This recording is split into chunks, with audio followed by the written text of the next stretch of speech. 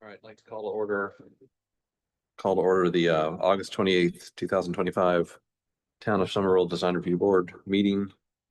First order of business is approval of the July 24th, 2025 meeting minutes. Are there any corrections?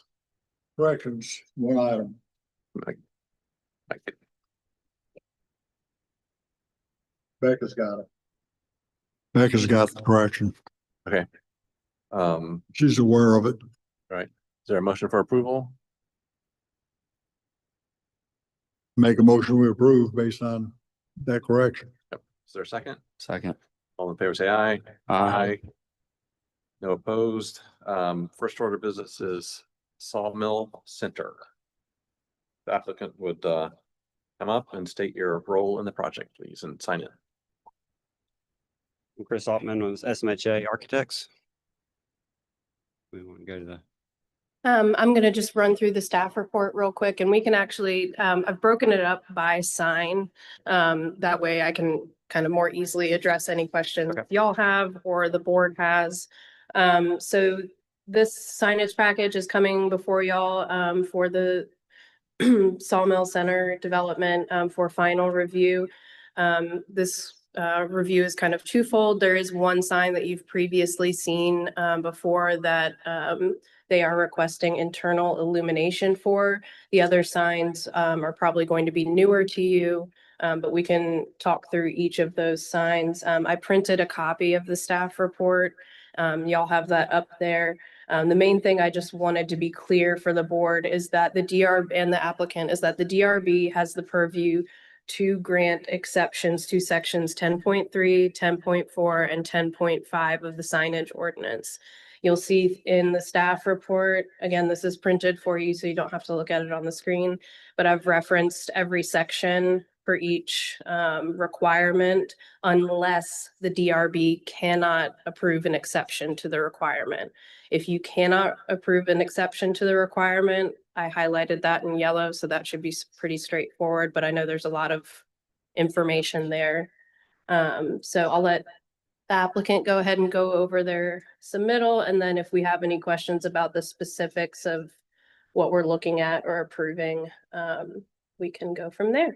Let me just ask a clarification, Becca. Yes, sir. So, for example, sign A, are you saying we have no preview over item B, but we do have preview over the other items? Yes, under that is sign A? correct. That is correct. Yes. Thank you.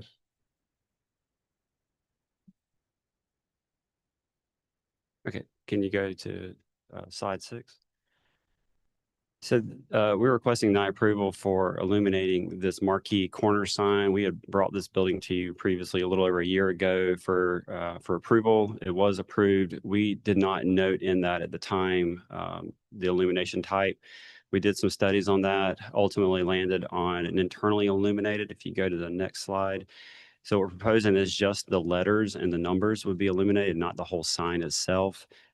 We feel like this is, one, it's a marquee sign for the actual overall development, but also is an important wayfinding component that'll make more sense as we get into the other signage. That's the request for that. And if we get into, this is the overall site. So if you're not familiar with it, it's bordered by Berlin G. Myers to the north, Highway 78 to the left or west, and then an existing residential development to the right. It has two main entries on Berlin G. Myers, one approximately in the middle and then one on the far right. And then where the traffic circle is coming from the residential development.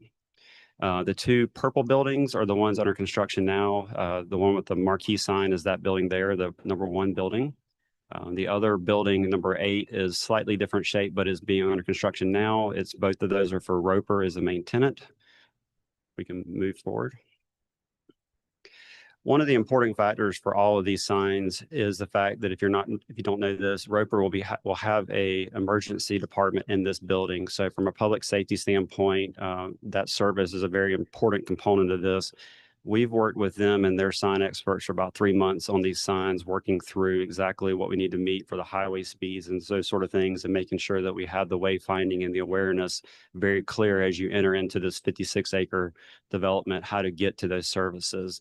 So sign A is the main monument sign for the development. We're showing 3 of those at those 3 main entries. It has Roper's logo on there, and the important component, which is the emergency component, and then just 2 other tenant spaces. So not all tenants for the development will be on this sign, only we're limiting it to the 3 largest, so it'll keep it from being visually cluttered. All the signs will have a brick base. This particular sign has a exposed steel frame around it, keeping with the rural industrial aesthetic that is in the guidelines for the sawmill development. The face of the sign are aluminum signs with the letters being cut out, so they'll be internally illuminated for the letters only. So the whole sign won't be illuminated. We move to the next one.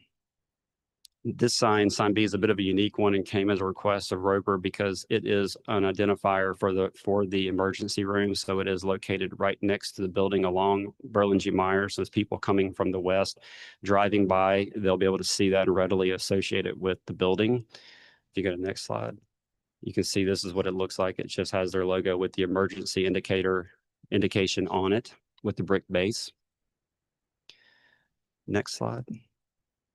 Sign C is the internal entry sign to that Roper MOB building. So if you go to the next slide, it's smaller. It's the 8-foot maximum. It has their logo, and then an important component besides the emergency is this sign has their address in the health pavilion nomenclature.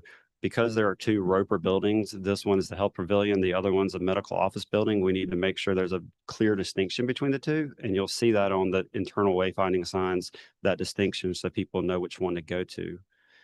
Go to the next one, please.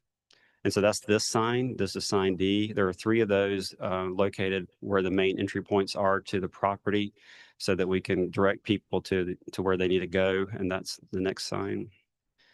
So you can see now we've included the health pavilion and the medical office building with directional arrows. Depending on where it is on the site, those arrows, of course, will correspond to that, along with the all-important emergency component. All of these have the brick base and the internally illuminated wording. And then the last set are the smallest signs. One of them is at the front entry of the medical office building on the left. It's just a wayfinding. And then the other one is the entry sign to the medical office building on the right. So sign E is the smallest. Once you get into the parking lot of that building, it directs you where to go for the emergency entrance, ambulance entrance, and main entrance.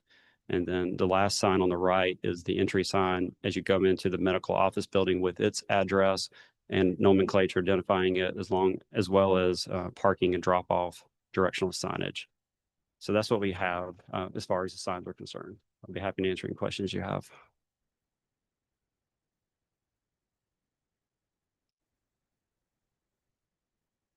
Can we take these signs individually and talk about each one?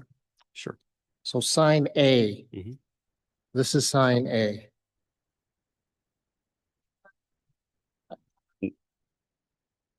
The signs don't start lettering until we talk about the monument signs of direction. Is that what you're talking about, is the monument A sign? Well, I'm just going according to the agenda. The blade sign.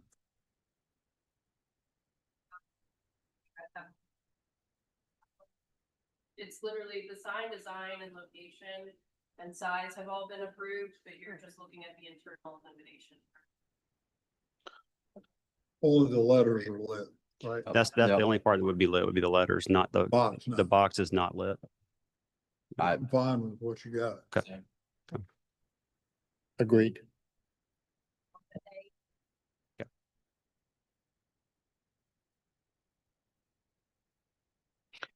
Can you explain one more time where an emergency route is versus the medical office building? I So- didn't catch that.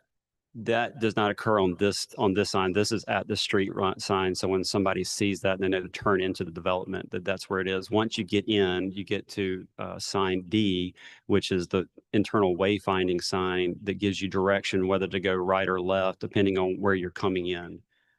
So if you come in the middle there, you're going to go right to go to the hospital or to the emergency room. To the left, we go to the medical office building, which is a couple more down if you want to see that one. And are there That one, right? Are you putting direction arrow? Like, Yes, that's the one you would see once you've entered in. You but would on see the that. previous one, it didn't. No, because that's the That's main, the site. that's the main site monument sign. That's correct. So I don't know if these little blow ups are indicative of what's happening, but you have land.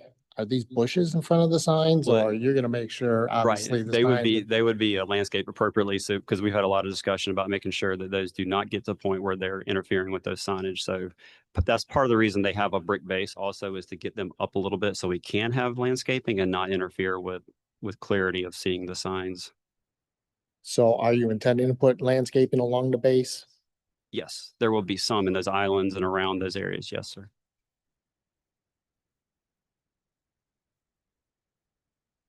They all say Sawmill Center at the base. No, just those on the main highway say that. Yeah. That's what makes sense. And that's the biggest sign we have. So they get smaller progressively as you get into the development, as you slow down from the highway speeds. And we're allowed to approve 15 feet, I think that's within the. My understanding is that's the maximum, yes. So what specifically are we looking at for this sign, Becca, and what are, So there's a couple of things with this signage package and these master developments. This is often the process, as y'all know, because, over time, the parcels will get subdivided. So you'll see a few comments in there about not having multiple freestanding signs, et cetera. The reason I put those in there was not to, again, explain them that you couldn't approve them. The only ones that you cannot approve are the items that I specifically called out. So for example, the maximum is 15 feet with this, but if there were a grade change, that would be the only way it could be taller. And I honestly, I must have misread this as reading it as 18 feet, not 15 feet. And that was just from looking at too many signs. So I apologize, that is confusing. So for sign A, there's nothing that needs to be approved unless the board feels there's something that needs to change with the sign based on aesthetics. I Am I think correct? you're appropriate in that you got 56 acres there. It's a large development, yeah. That's very large. Yeah, You're not asking for a lot to cover 56 acres. just at the main entry. So yeah, just really trying to. And again, there's a lot of conversation with Roper regarding you making sure people that if they turn into one, they're not lost when it comes to getting to that emergency But then room. So you we got- wanted that you at got each. Signs away once That's you're right. inside the That's development. correct. That's why you got those signs, Mhm. the 8-foot signs. That's right. And once it, I also included information in the staff report that the sign contractor will need to be aware of. Just a lot of times the ordinance requirements get lost in translation from DRB to sign contractor. So I'm more just calling out the requirements. that's, they have been actually involved in this conversation along the way. So they're probably more involved or aware of this. Makes my job easier.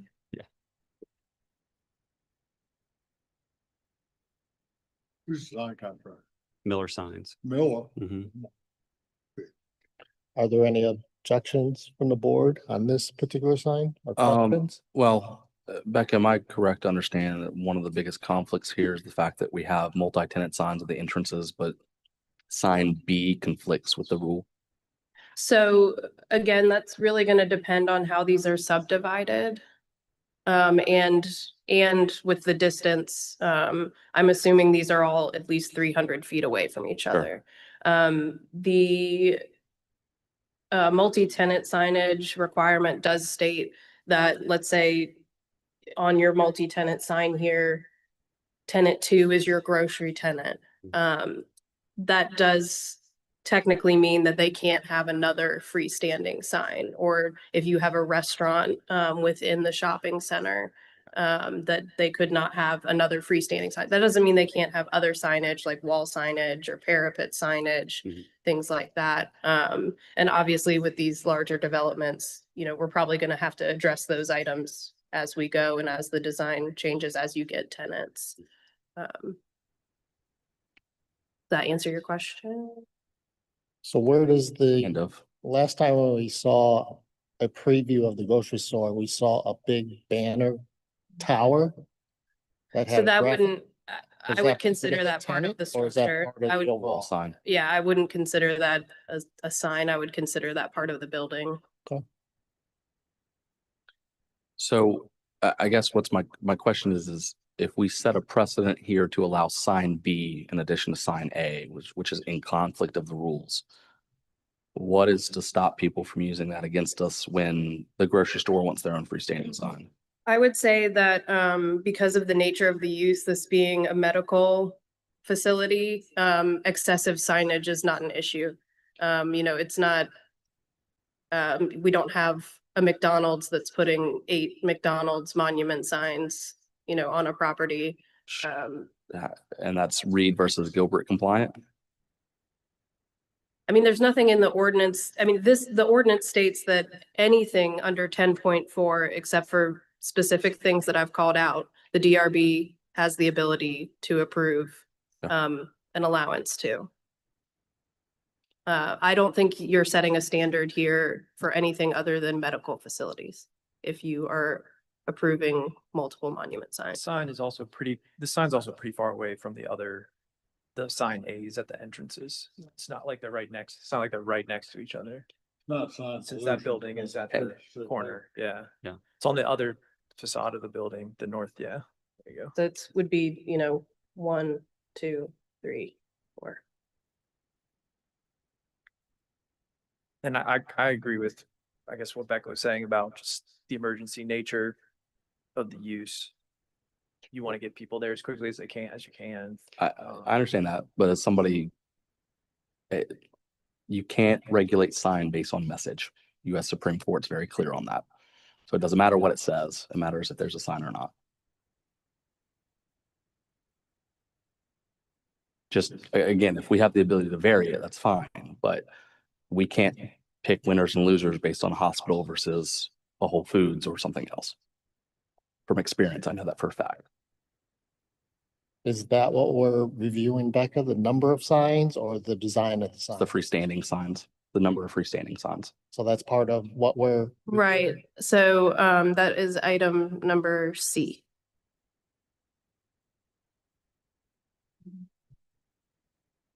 They're technically not, by the ordinance, they're not allowed to have the sign B, but we're granting. And to be clear, I have no issues with sign B whatsoever. I just don't want somebody to come back and say, you allow them, the grocery store is. Yeah. Because I imagine, Becca, correct me if I'm wrong, but as you mentioned, depending on how this gets chopped up, it all becomes non-conforming anyways, correct? To a certain extent. I mean, technically, once everything ends up subdivided, I don't know how it's going to be subdivided, but it might push certain signs into compliance versus out of compliance, which is why we're doing the master sign review. Yeah, I don't have any issues with this one. I just worry about the next one. That's my fear. Understood. I don't know if it matters, but our subdivision will be our paying ownership of the entire 57 acres, even though we're subdividing parcels, we do own the entire project. I think to Justin's point is that the ordinance addresses it by parcel and corner lot versus not. So something that's a corner lot now might not be a corner lot because it gets, the end of it might get cut into a different parcel. But again, that is why the DRB has purview to allow So, go ahead, I'm sorry. granting allowances to this whole section. So the applicant is asking for a variance on the number of sign and we can grant that based upon the emergency traffic. There doesn't need to be specific criteria. It just gives you the ability to approve exception to anything under 10.3, 10.4, or 10.5, which this is under 10.4. To your concern, if they were to subdivide it and whatever, it would still have to come back in front of this board for approval for any additional signage beyond this, correct? Depending on what type of sign, yes. There are some things that administratively at a staff level we can do at the request of the If property. they were owner. subdivided, you get more signs. Well, I was to your point. I would think the board would still have some say in that, right? To avoid what I think you're concerned about of having just multiple signs all of a sudden popping up everywhere.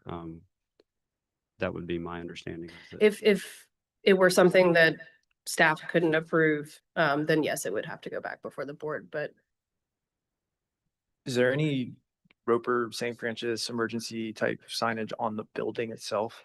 There is some, we don't, you can barely see it. So if you see the elevation of the building there, those little red come down on top of the canopy, the porte cocheres, right there is, that one says a ambulance entry. And then the other one is this is by regulations on the porte cochere canopy on the far right.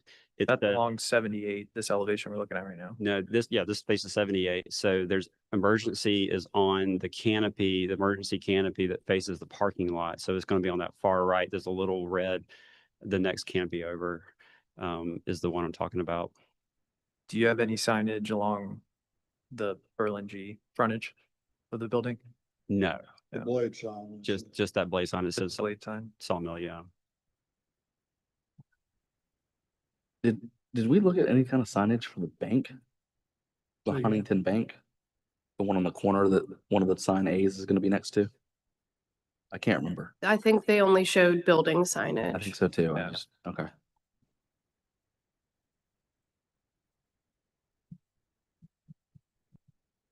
I think we ought to approve it, move on.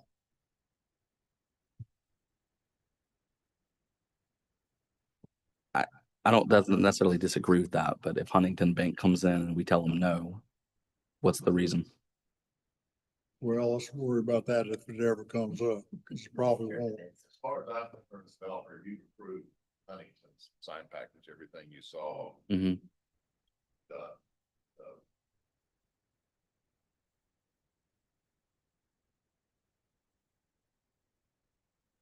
In your planning, who are the other two tenants? The grocery store?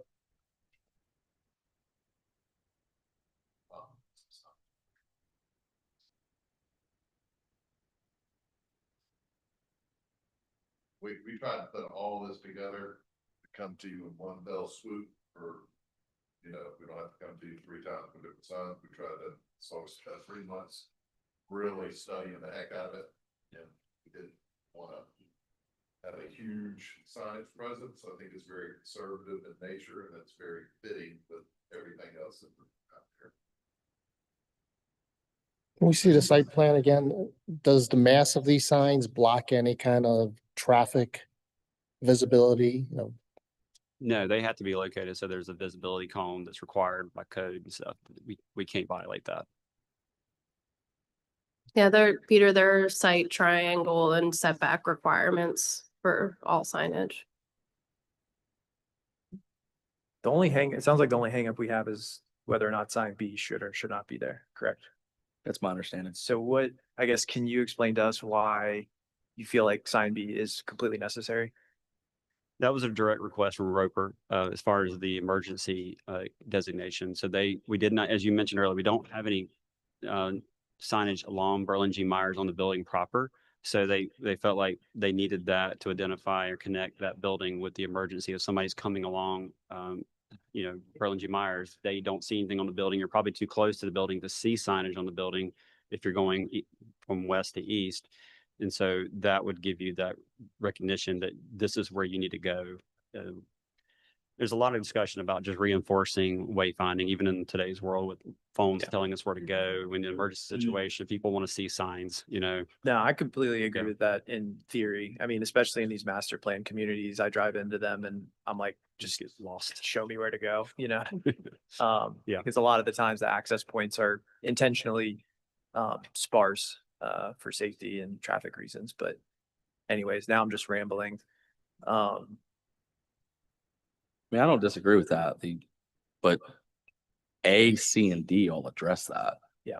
Because as I'm driving down Berlin G. Myers, the emergency sign is in front of the building. If I'm truly looking for an emergency, I'm gonna be looking for the entrance. There is no entrance there. Yeah. And then once I get to the entrance, there's internal signage. I don't know. I mean, I think it all looks great. I really do. The legal side of me worries. Yeah, I'm not a fan of the precedent it sets either. However, I feel in this instance, it's kind of an exception just because of the nature of, And if it's an emergency and an emergency is an emergency, you're not with it anyway. You're trying to figure out where you need to go. I mean, I get it that we have to drive by that every day when we're not in an emergency. But I understand why we would want this. I mean, it makes sense. You got far fewer signs here than they have across the street, Sawmill Village, Right. or whatever it is across the street. Yeah. Brickyard. Brickyard. Mm.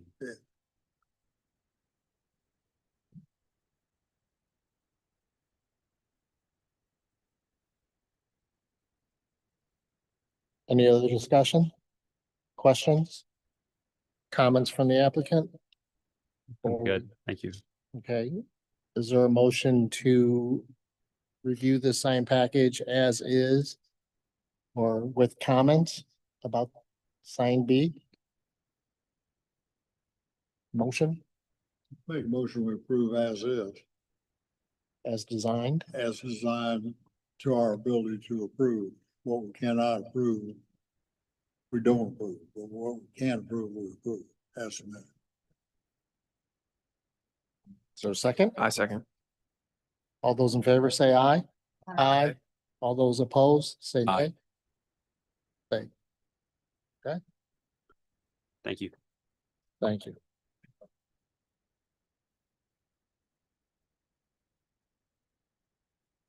All right. Okay. Becca, you want to introduce the next one? Sure. So. Right page. All right, this is Chandler Bridge Creek Industrial. This is on Ladson Road between Limehouse Drive and Midland Parkway, Zone GB. This is a conceptual review from Seaman and Whiteside. We had our TRC meeting earlier this week and that went well. I didn't have anything additional to add to the staff report based on the TRC meeting. I will say that I believe in the staff report, I did miss one item, that, GB does not allow for parking in front of the building. But the DRB has purview to approve parking in front of buildings in GB zoning. The other note in my staff report was regarding tree protection board approval. We have already been talking with the applicant regarding a tree evaluation that will be submitted to staff and then the tree protection board for review, unless everything on site is graded an F tree. It will most likely need to go before the tree protection board before coming back to y'all for a preliminary. So just keep that in mind when you're giving feedback today. The other note about wholesaling and distribution, staff has been working with the applicant regarding that and they understand what the permitted uses are. And we can obviously discuss that further if necessary as the design evolves. But the applicant is very aware of what the permitted uses are at this location. So I will hand it over to Preston. Thank you.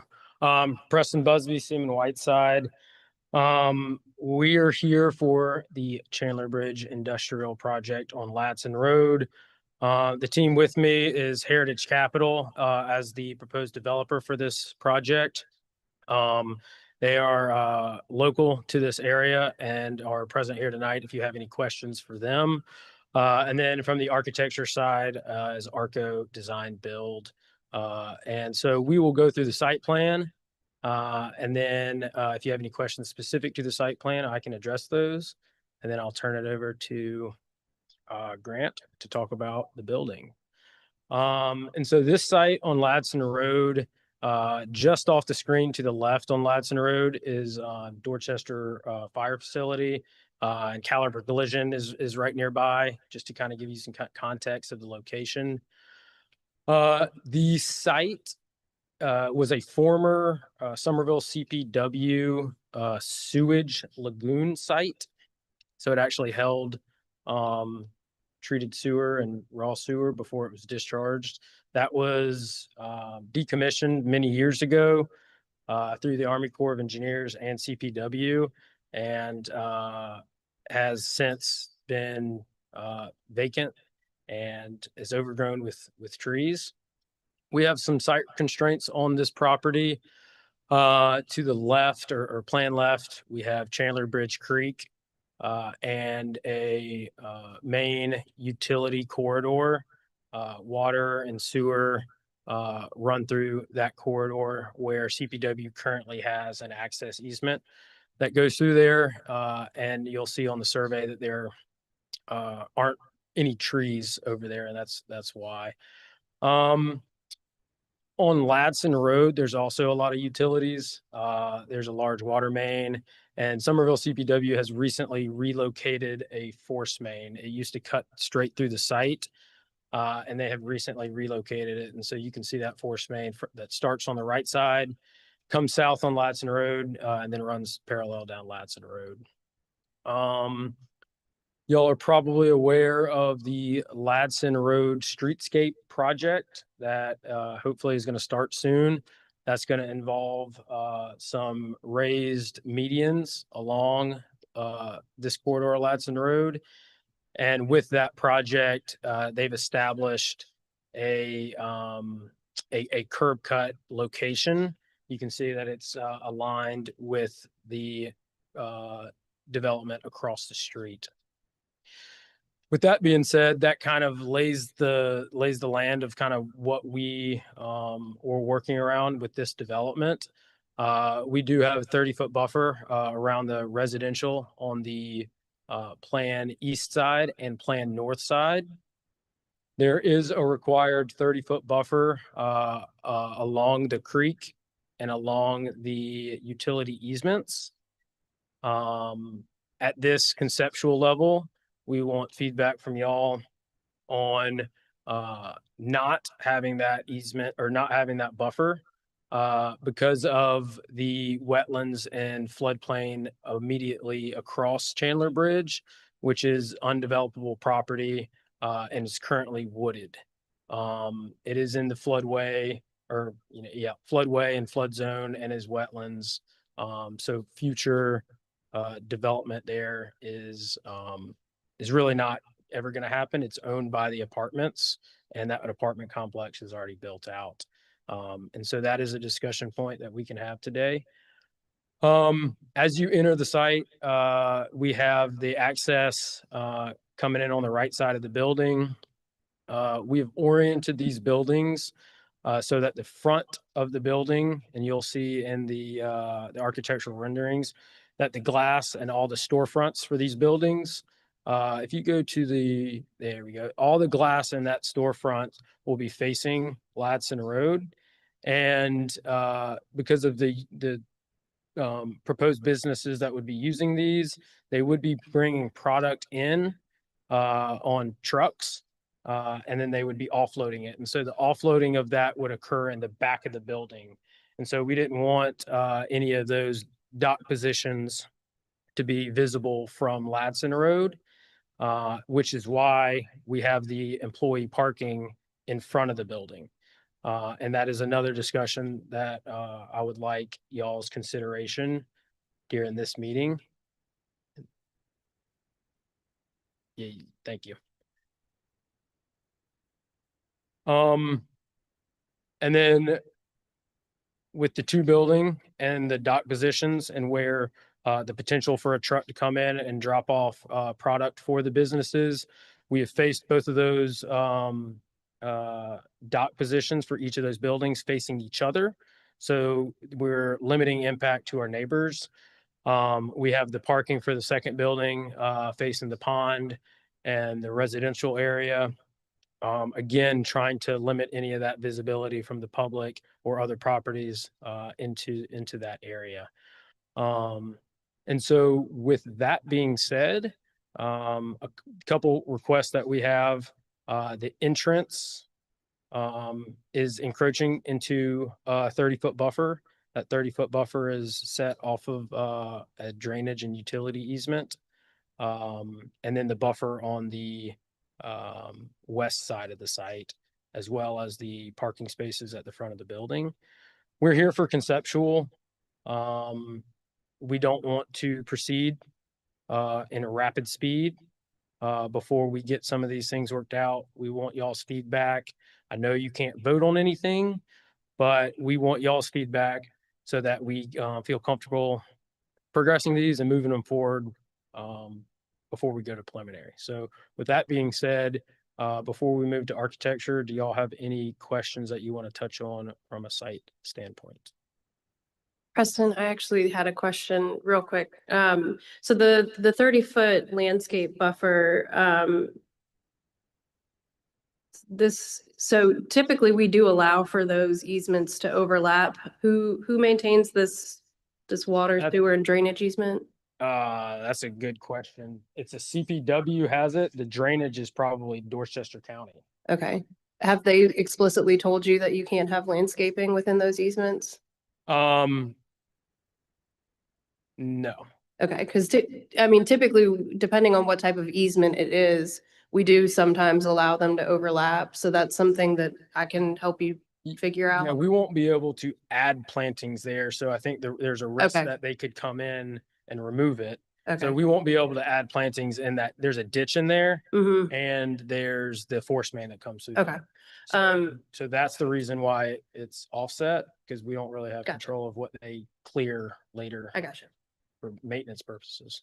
And then the other question I had, were you talking about these 25-foot zone 1 and 2? The landscaping, not having landscaping over there, is that what you were talking about? Yeah, so based on coordination with Jesse, we have the stream buffer or the creek buffer. Bonnie?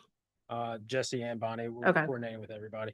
So you have the stream buffer. So off of the creek from the top of bank, Right. you have the buffer zone 1 and the buffer zone 2. Mhm. Because of the creek and those buffer zones and because of the adjacent property Being residential. use being residential, she said we were required to have that 30-foot, Right. but that DRB had the purview of allowing us to not have it. I just want to make sure the board understands and I understand. So essentially you'd be able to meet the requirement at the top of the property and some of this side, but this area and then this side are the two areas that you're requesting variance on. That's correct. Okay. Does everyone understand that? Board members?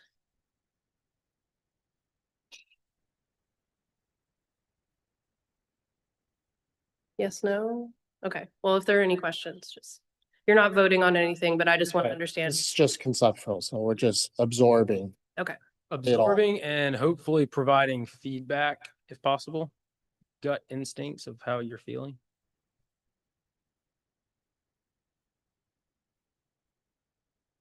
Certainly, I'm the architect, so I don't, just being involved with some of the site plans. I'm sure there's islands required in the parking lots. You know, how is drainage handled?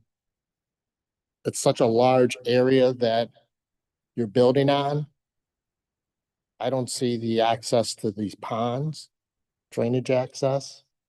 And I would defer to maybe our engineering I think they can experts. easily drain to the ponds. Okay. Say that one more time. You can easily drain to the ponds, just put some inlets and some pipe in. To touch on the drainage, so the buildings are going to be, the roofs of the buildings are pitched to the rear of the building. So each of these rear of the buildings, all the drainage for the buildings are going to be coming into the truck court area. And then the intent is that it would be routed to pond 2, and then from pond 2 it would be routed to pond 1. So that's the high level drainage. Well, you need to pipe your downspouts. So typically on, You need to. and yes, yeah, we will look into that. Yes. The creek runs from plan south to plan north. Plan north to plan south. Plan north. Then you need inlets and everything in your paved areas. Say that one more time. You'll need drop inlets and pipe there too.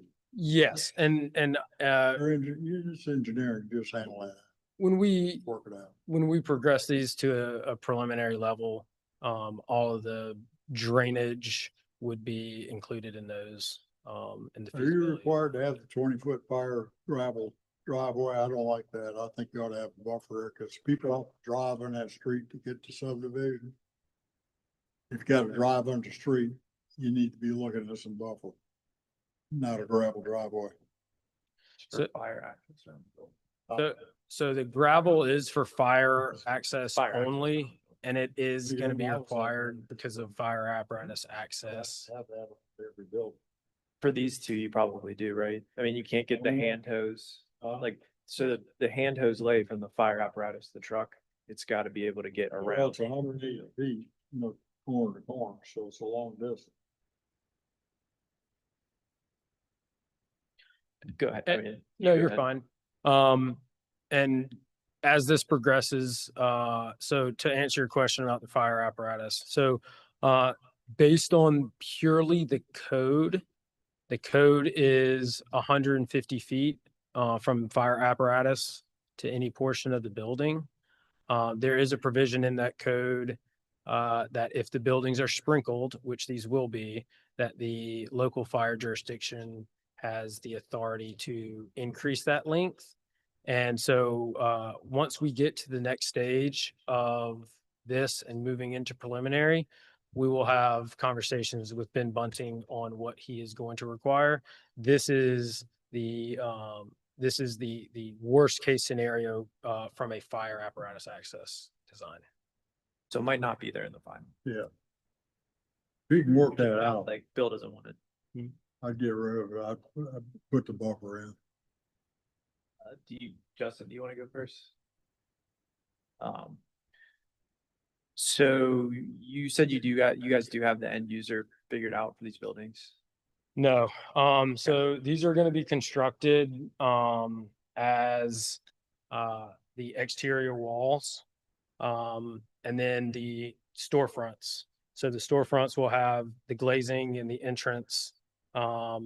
And these could be, a singular user, or multiple users, depending on who kind of the interest level here. Okay, so they're both spec buildings. Yes, and the type of businesses that would be using a building this size would be like, let's say a tile company or a plumbing company, somebody who has product, wants to show it off in the showroom, hence the storefront, or they have office space. And so that's the intent, is for HVAC contractors, plumbing contractors, tile, cabinetry, wall or windows, doors, those types of businesses. Okay. I'm just asking because I'm looking at this and wondering if these footprints are necessary, or which I probably am leaning more towards. It looks like you tried to kind of fit as much stuff as you could on the site in terms of building square footage, right? Pond design, I mean, all your access aisles are reasonable, including the fire access route makes sense too, is kind of like a worst case scenario, like you were saying. Well, you cut the length of the buildings down by 20 feet, get it, still have your buffer. Yeah, well, that, I mean, You could have a 20-foot buffer instead of a 30. Bill's talking about the buffer on the west side of the page. I'm more concerned honestly about the buffer along the residential property. And I mean, I guess you're providing, Which one in particular? On the plan left side? yeah, plan left and plan north. So we have the 30-foot required buffer on the right side, just not the first, call it 100 feet. Well, you do if you count the water line. Correct, based on Becca's comment. Yeah, this is just advisory. I mean, obviously can't hold you to this, but I think it'd be better. I mean, for me personally, I guess it would be more palatable to approve a variance of a buffer on the west side, but then, you know, you're providing at least the minimum along the residential properties. I mean, Well, they are providing that already. They don't label it correctly. I know. but they It have. would be nicer if there was more. I know we can't make you do that. And But a 30-foot buffer, I mean, you're experienced enough. You've seen a 30-foot buffer, you know what it is, like of existing trees. are and really if through coordination with CPW and Dorchester County and a reasonable buffer in their easement, we will pursue that with them. If they say no, then if it's off of that easement line, it would make nobody would ever be able to do anything on this site because of the access point dictated by SCDOT. Yeah, I see that. Do they have to supplement the buffer or can they just use trees to remain? It requires shrub plantings as well, and we go out and evaluate what's there and what they're proposing to keep. I don't think this has the removals shown over here. It doesn't right now. We're so- currently pulling some of that. together. Yeah, we'd be looking at that with the arborist. But they do have to provide supplemental where we often have to identify locations where, you know, for 4 feet, the buffer isn't met and they have to provide supplemental. And So you believe on a cursory basis that all the trees within the footprint of everything that you're hardscaping here are gone and none of them meet tree board? Did you meet with tree board? we're in that process. So, We have an but arbor- you're assuming, I mean, this is a huge footprint of So- this parcel that you plan to, that you're showing raised. So and again, we're just talking conceptual. You know, I don't think we should be talking about variances based on conceptual. You just need to meet the rules at this point. Usually a variance is based upon a hardship that is presented to us. So I think, you know, let's wait to see the hardship. I think just from a massing perspective, you can easily break this up. I mean, this, you know, loading dock area of 190 feet in width and beyond that, that's just a huge area. I think it needs to be, there needs to be some shielding of this area, certainly from the residential, so that it doesn't appear to be just a huge loading dock and apron. I think the mass of the building probably doesn't fit the site. I don't know if this site is flat or does it dip? But you know, I don't know if you looked at breaking up these buildings to make it in scale with Somerville and also your neighbors. So I think you should look at that. So, you know, currently I'm not convinced that 2 50,000 square foot buildings are the appropriate massing for this site. So again, this is just conceptual. We're just talking. Yeah, no, most definitely. And I want as much feedback as y'all are willing to provide. And certainly this huge parking apron and loading dock area, I don't think is appropriate for the site either. To touch on, if you don't, more comments, I'm not stopping anybody, obviously. To touch on tried to cram as much as possible. And so, based on how these would be used, that first, you can see on here, those dashed lines in the building, that represents the bay spacing, and the bay spacing is the column line of the structure.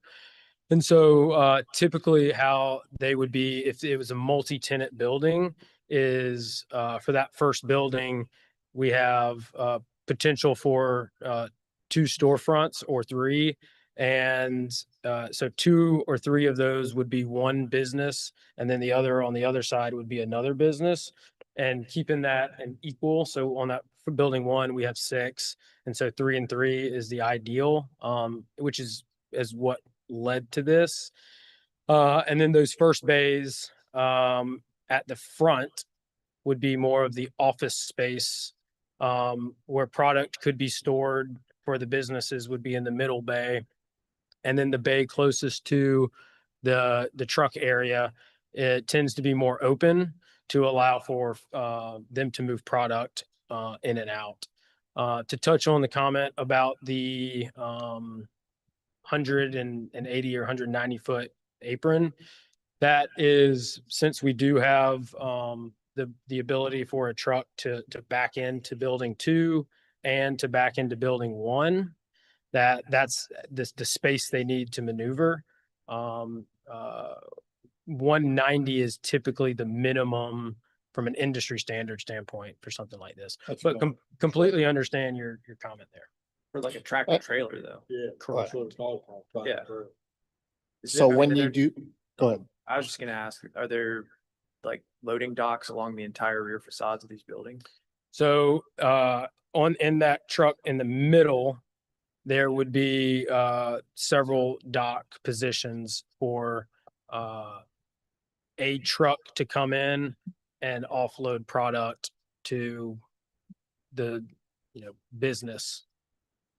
This isn't something that it's gonna have a bunch of tractor trailers that are sitting there 24/7, or it's not gonna have a bunch of tractor trailers coming in and out. And that kind of led to that was the discussion about what's allowed in this use. Right. Distribution centers and truck terminals aren't allowed, and those are much heavy in and out trucks. That is not at all what these buildings are geared for. Okay, yeah, I It's mean, basically flex space, right? 100% flex space. Flex. Yes. So when you do come in for conceptual, I'd like to see some massing studies. Taking into account the neighborhood. I also like to see some sun studies, some shade, shadow, so that you're not putting these apartments to the right of you in shade all the time. Mhm.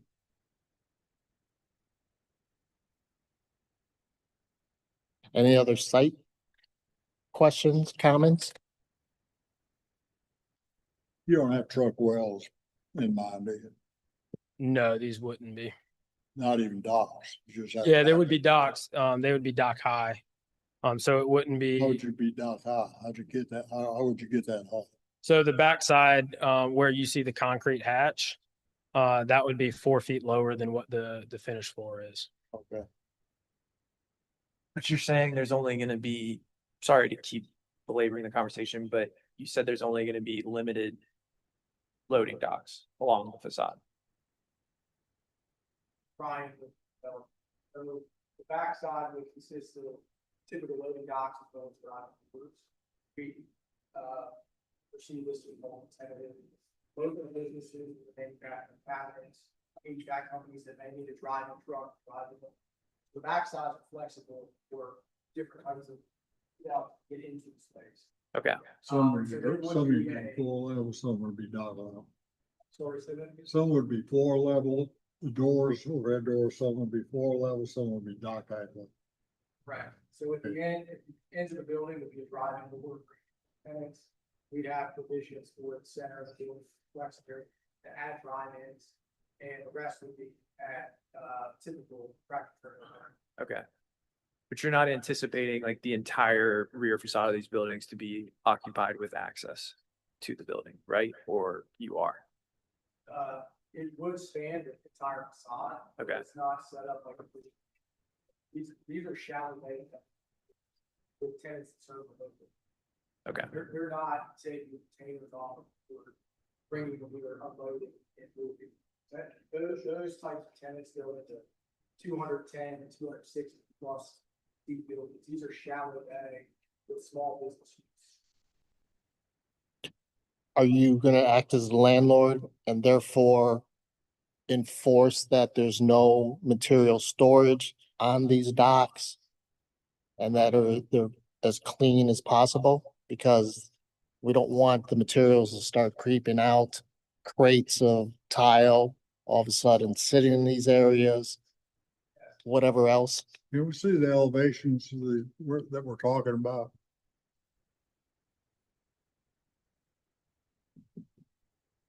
Rear elevation. These are just conceptual, so I don't think we So you're not showing the rear elevation. That's the area we're talking about right now. That's gonna be a real clever thing to get around. How tall is Yeah, it? you're gonna have to have truck wells. I was seeing, getting out of truck wells. Is the architect here? Or just- Yeah, if we want to transition Yeah, to. let's architecture- quickly talk about some architectural concepts. And then we can move on. Yeah. Sure. Well, my name is Grant Fairvalley. I'm with Arco Design Build. Kind of as a quick background, I'll be acting as, or I will be the design build manager on this. So correspondence with architects, engineers kind of go through me and go through myself. So feedback information that you guys have is I'm kind of the conduit between that and what will be the end architect on it. So just as a general, how we operate, how we plan on attacking this thing is just as that. So speaking of the building, I'll kind of just dive in if you have specific questions, but I'll kind of just explain what our intent is here. As Ryan said, we got this shallow bay industrial building with a rear slope. This is anticipated to be a tilt-up concrete building with a few different bays and breakups to kind of break up the monotony of like a big box type area. The areas that you see on the corners and then central is intended to be the specific tenants and specific end users that will go occupy the space through kind of strategic reveal placements and paint schemes and storefront canopies.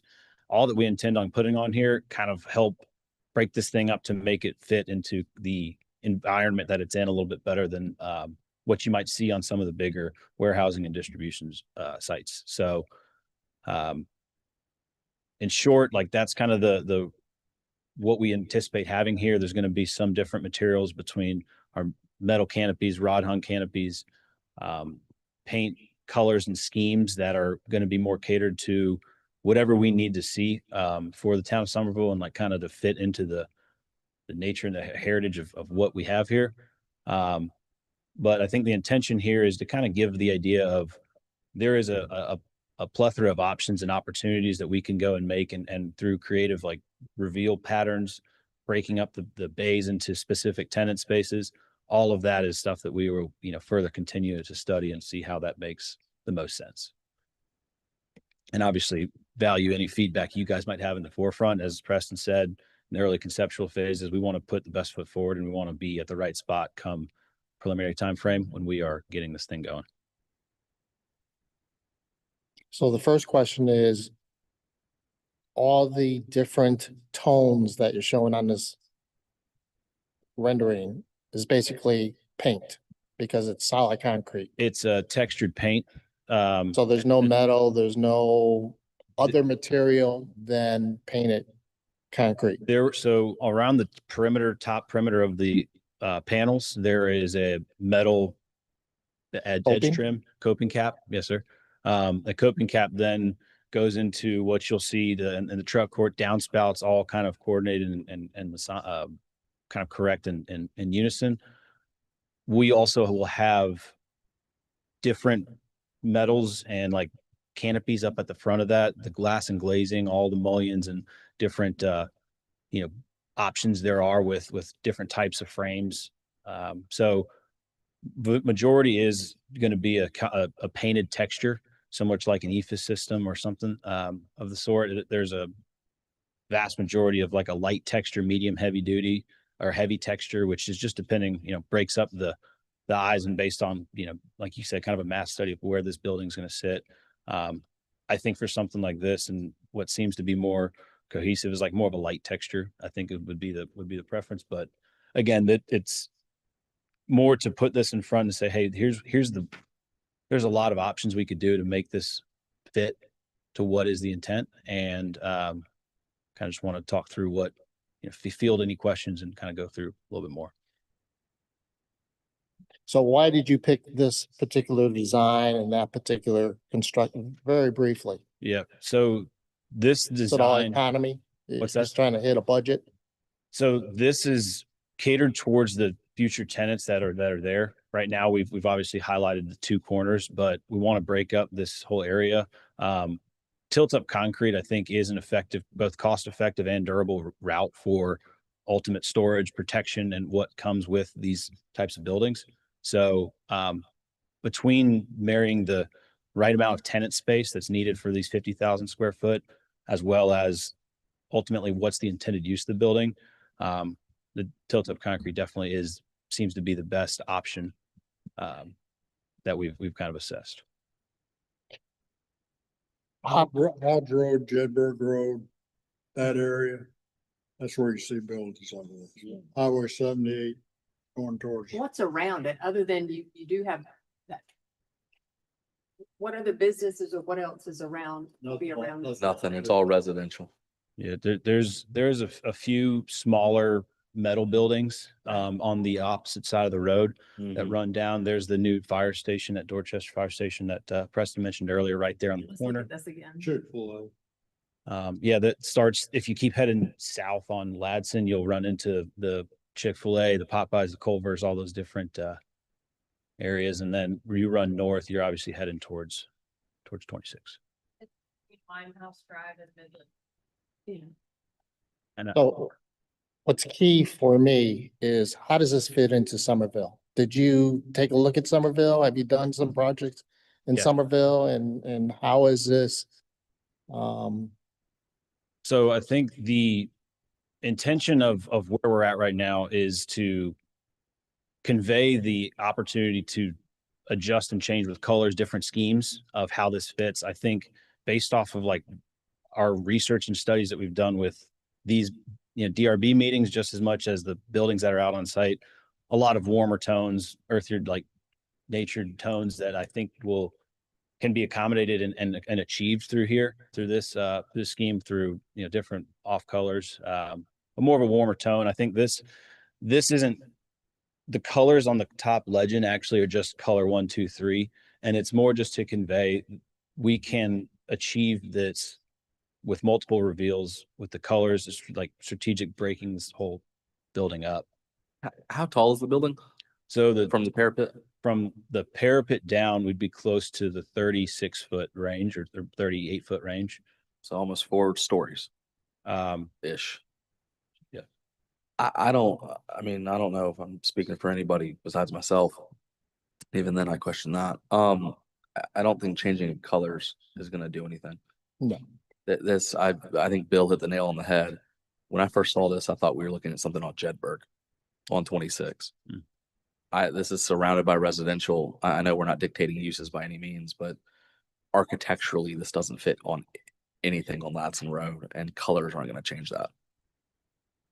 I think you need to somehow incorporate brick Okay. as a material. Okay. You need to incorporate other materials than just painted concrete. Sure.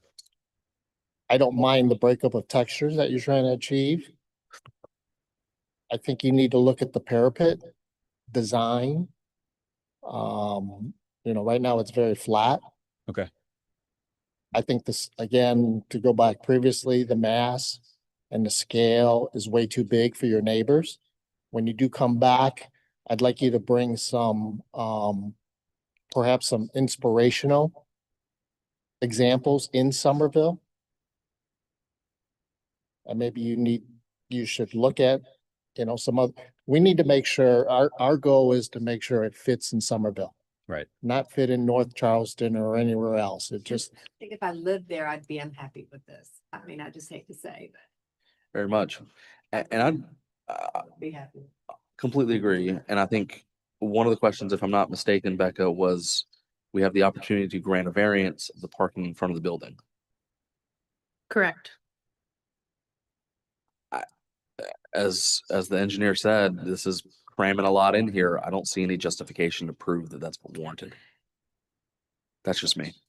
We're driving down Ladson Road. You see residential to the left and right. Yes, there's a food line further down. There's commercial further closer to Dorchester Road. But I don't see the reasoning to grant a variance. Obviously, this is not a quasi judicial process, but I don't think it meets that threshold. That's just me. I would also look at, again, I go back to massing. This Yeah. thing is so huge. You Okay. may want to look at smaller individual buildings, still get the square footage you need to make your pro forma work. Okay. But take a look at the context Yeah. of what you're trying to build with. We're looking at something that's going to harmonize, fit in, so that everyone feels good Mhm. about your development in Somerville. Good. Yeah. Do you have any other questions for us? So you understand materials, probably brick is more. No, I think I really just was the idea of coming in with this is we want to show representation of what is, and I think we have actually been kind of working in the background with adjusting some paint and looking into other options. And I think that's 100%. We could go further study what is some different material breakups and how to break this thing up a little bit more.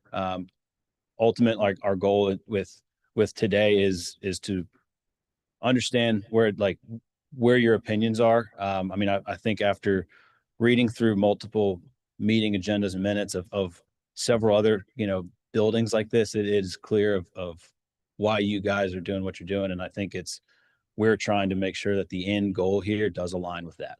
So, Appreciate that. yeah. So I think I understand what you're saying, and 100% we can go and do some further studies on what the breakup looks like and how to achieve that desired goal. Because I think while we talk through what's down this road with all the metal buildings, and there's some residential up on that, we'll call it the north side, the shallow bay, last mile deliveries, the things that this would serve for the town, I think also being outside of the greater Somerville area, if you will, provides a lot of benefits. So I do believe that the end goal is important to see, and ultimately it's our job to be able to present that to you. But the feedback you've given, I can go take and we can present some ideas that are more enhanced and create that sense that you guys are looking for. And just one last comment. There's a lack of landscaping shown. We're not at that level. Right. But I'm sure Seaman Whiteside's gonna understand, this is Flower Town. This is, Oh, yeah. So landscaping is very important to us. Yes, sir. Yeah. Tree protect, or it's different types of trees, tree selection, landscaping, islands, everything that you guys are talking through is definitely the next steps from here. And I believe that we can get to that.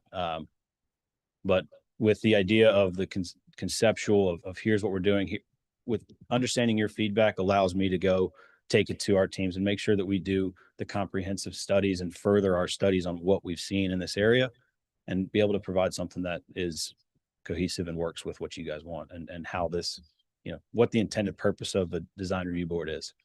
So. Any other questions for us? From the applicant, any other questions? No, I think I'm Okay, good. thank you. Thank you. Real quick before you go, can you go to the next slide, Becca? Just Yeah. make sure when you bring the next submission package in that the renderings match the elevations. Well, and this was the past project rendering is I think something that is like unique about this is the ability to show like the 2-story of glass and open up the area. I will say that the renderings that this shows is a kind of more of a glossy reflective paint up on that higher side.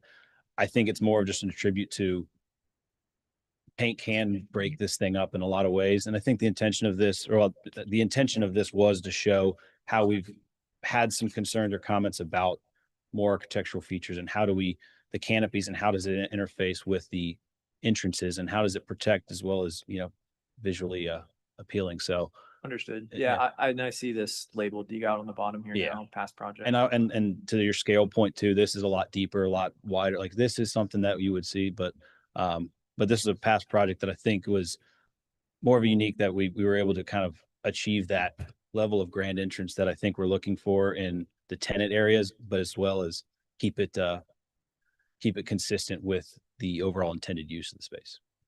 One thing that will win you points at the next time is if you can review what Low Country architecture and design is. Yes, sir. And I know that's more indicative of residential. Mhm. But I think there are contemporary interpretations of Low Country design that could be incorporated into this type of project that you may want to wow us with and Okay. perhaps create a whole new genre. I think the previous submittal sawmill and that roper looks fantastic. Yeah. And this, I mean, I would also hark on the massing or the glazing on the corner, right? This is a 325-foot wide building separated from the road by parking. I didn't see any landscaping, but also it looks like a lot of easements down Ladson. Mhm. I like that corner but it's a corner on a 325-foot building. That's not a substantial, it's what, 56-foot wide? So I would just make sure that it continues. It looks like it's different. It doesn't look like a warehouse on Jedburgh. Okay. Do we feel like there are like levels of architectural treatment based on the visibility of the facade? Like if you're like specifically that building all the way in the back, like, Yeah. I would imagine it doesn't need to meet the same level that this one along Ladson does. I think if it's open to the public, which I believe it will be, Okay, then it needs to be consistent, public facing. great. You know, just again, little tips on, Gonna need 4 good elevations. right, tips on some design Mhm. is just looking at this. Hopefully you'll come away and have smaller buildings, but if you do get into a long elevation, it definitely needs to be broken up. And not by reveals and not by 2 inches or 3 inches. You need to break up the facade to reduce the scale Yeah. Okay. with deep, recesses and undulations and back and forth and different materials. Yes, sir. Understood. Okay, good. All right, so there's no vote. Unless there's any questions, good luck All right. Very good. We'll see Thank you, you. guys. later. Thank you all. All right, do we know where Chris is? Oh, there you are. I think you left. First one. Here he is. It was the same at the last meeting. He recused from 2 other. You're fired. No. This is the last one. All right, moving on, we're going to talk about a new rooms to go store off of Holiday Drive. These folks have been to their TRC meeting. I believe it was 2 or 3 weeks ago. I didn't have any updates to my staff report, based on that. This property is also GB, so it does feature proposed parking in front of the building, which DRB would have to approve. Again, this is a conceptual review, so you can certainly discuss that item, but you won't be voting on it today. Similar to our previous agenda item, this project will most likely require tree protection board approval, which will need to, that first meeting will need to occur before the applicant comes back to y'all for preliminary. And same recommendation to restudy project layout, to maintain groupings of healthy trees. And I will hand it over to the applicant. Is there a particular slide you'd like me to jump to? I mean, that one's fine to start with. Okay. Hey y'all, I'm Reed Walters from LJA, and this is Nick Roth. I'm with Rooms to Go. So, And Reed, what is your, are you an architect? no, sir, I'm the civil engineer. Architect's not here? Architect is not here, but I'll speak to architects. Good deal. Thank you. So this site is on Holiday Drive, in between Holiday Drive and I-26. So it's directly north of, I forget which self-storage location that is, but it's a self-storage building, and then there's a older apartment building to the north, and then there's some undeveloped land to the south. If you want to go to the couple slides down, the site plan, probably. Yeah.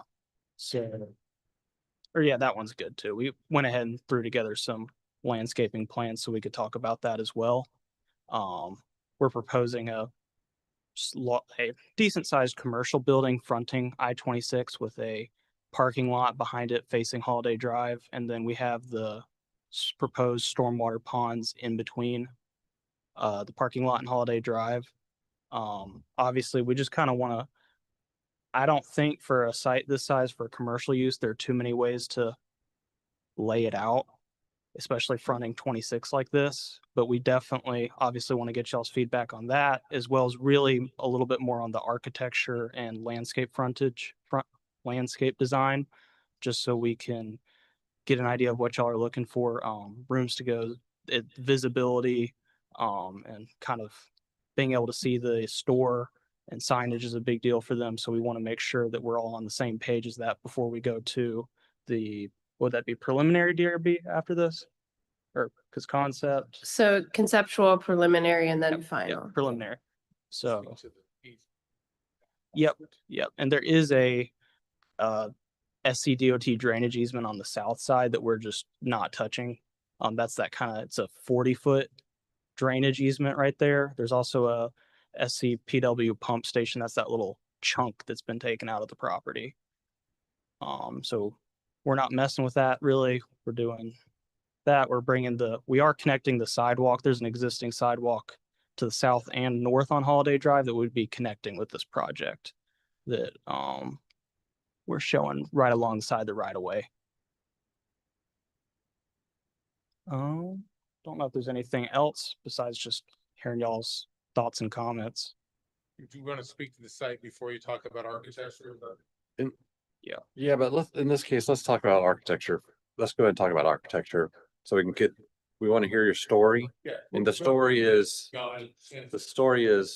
how does this relate to Somerville? How does it look low country? What are you trying to achieve with the building you've selected?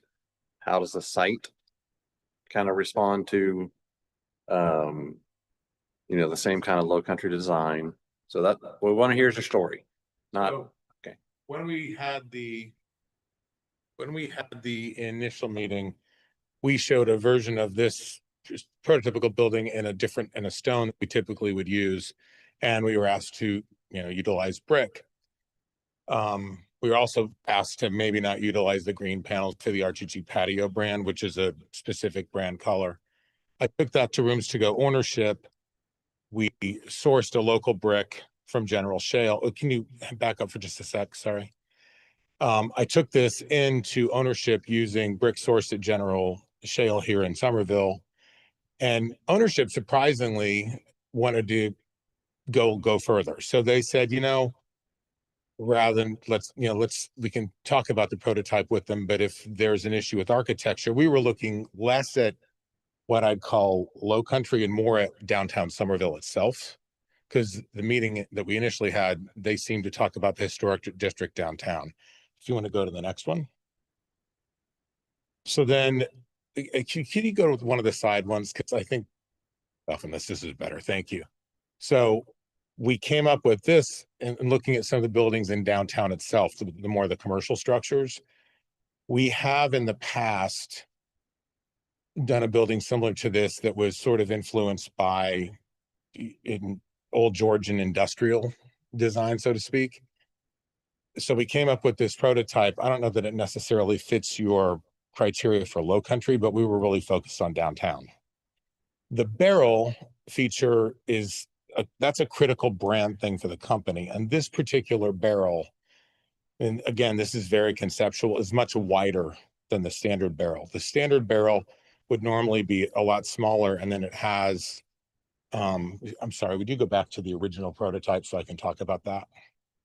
If you look at the center barrel on the north elevation here, that glass barrel that you see there is typically something that we have for the customer entry. So when you walk in, you're flooded with a lot of light from two sides, and you have this big open area feeling to the entrance of the store. The flying barrel, which is that extra steel at the top, isn't interior. It's just an exterior feature that we do on these prominent highway locations. That usually that at second level that's open air is flooded with light at night. Instead of doing that here, now if you could go back to the new one, what they did was they took the height of that barrel and they made the barrel much wider, the glass feature barrel. And I think the scale is probably a little too much on this. But again, we're just talking conceptual because that's a design element of Rooms To Go that's kind of sacred to the company. So we've been trying to continue to work with that. Now we can talk about sizing and scaling if that's a factor for you, but the company was trying to go with materials and breaking it up with, more vertical sections of brick instead of our standard horizontal glass to try to appeal to that downtown feel of what you would see in downtown Somerville as far as the retail storefronts go or the commercial storefronts go. They also got rid of the green, obviously. The lettering, I wouldn't go off of the kids patio because our operations people often tend to think that if it doesn't say RTG patio and RTG kids, people think it's just a kids and patio store and they don't realize it's all three brands under one roof. So signage aside, I mean, we'll probably brand it slightly differently.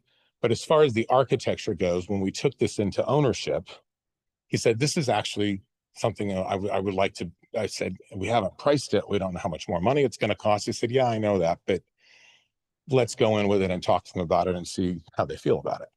So that's kind of why we're here today, to give you this concept of this is the direction that we'd like to go if the board is in support of it. It's not final, of course, but this is very different than the standard prototype that we do on a freeway.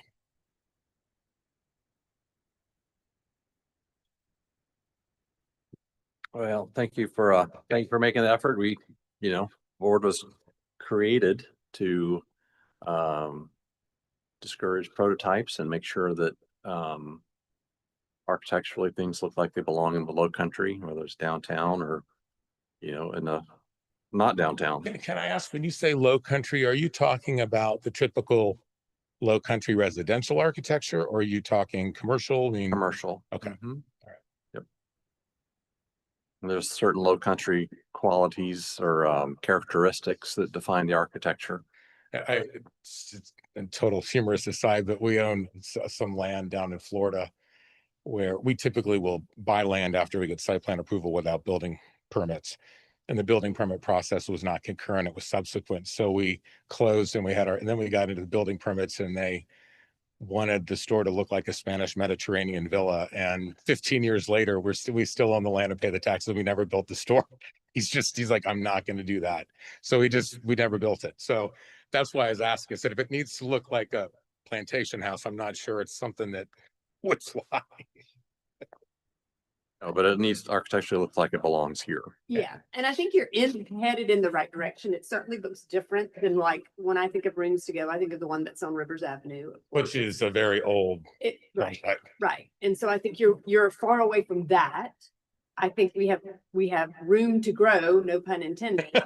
But yes, yeah. So, like, even just some suggestions would be, and I know this is just a picture, but the brick to be darker, the brick to be red. Like, if you drive around Somerville and you look at the bricks, so like the same. By any chance, do you have the letter handy? So we can show the picture, because the pictures are embedded in that. So, so that would be helpful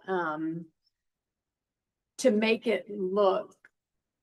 It would be the cover letter that I submitted for the DRB. Nope, so this is the primary brick we sourced locally. And then the other one that our design team came up with, go to the next page. This is an overlay limestone that called Georgia Citadel that they would intermix with it. You don't like which, sir? Stone. You don't like the stone at all. So can you go back to the just one of the renderings of we typically would do a base at the front that's some kind of stone with the bottom. That's where we would propose that stone. No, the context for that is Somerville used to, the medical office building that was the first item. That site is a former site of a brick plant. That brick plant supplied the bricks for most of the historic buildings. So Somerville is known for using local materials. Right. Stone is not a local material. So historically, the board is not allowed. So you would want brick stone from top to bottom. No, I'm not saying it has to be brick from top to bottom, but I am saying the board historically does not approve stone. Well, I'd bring a water table of brick up and maybe put a precast concrete cap on it or something like that. Yeah. Or a roll lock of brick on top.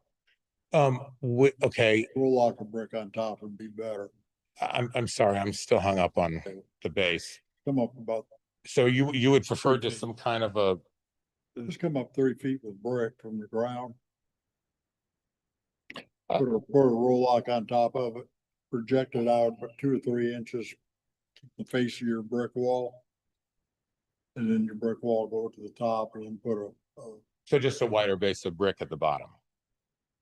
Yeah, water table, you know what I mean by that? It'd just be like a brick wall that would come up 3 feet from the ground and then have a roll lock of brick on top of it to terminate it. And then on top of that, your brick goes up. to your, whatever your cornice is. And develop some kind of a cornice detail, which you don't have now. But develop some sort of a cornice detail. Could you go back to Get the you into standard low prototype for a minute? country art. Yeah, typically on the normal building, we have a cornice on the building that's made out of ethos, We could do that, which we could add something like that here. sure. Okay. That works. So let me give you my comments, because these are all opinions at this point, Mhm. individual opinions, not board opinions. The barrel vault. Yeah. And I've seen some other room to go in Atlanta, in Tampa perhaps, that are more contemporary in look. Flat.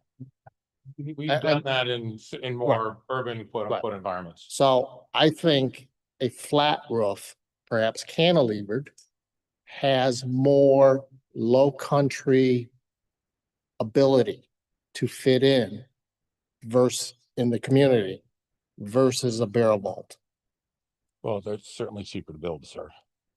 Say that again? Certainly cheaper to build. Yeah, So but I think it's, Somerville overhangs, shelter, okay. sun shelter, everything. I think that would lend itself. I think your architect is gonna be able to figure out something, okay, how do I incorporate this low country design? Not residential, commercial. He's probably gonna have an easier time with flat cantilevered roofs all over the place than a barrel vault. Or a gable roof. I'm sorry. You could put a gable roof on also. A gable versus a barrel.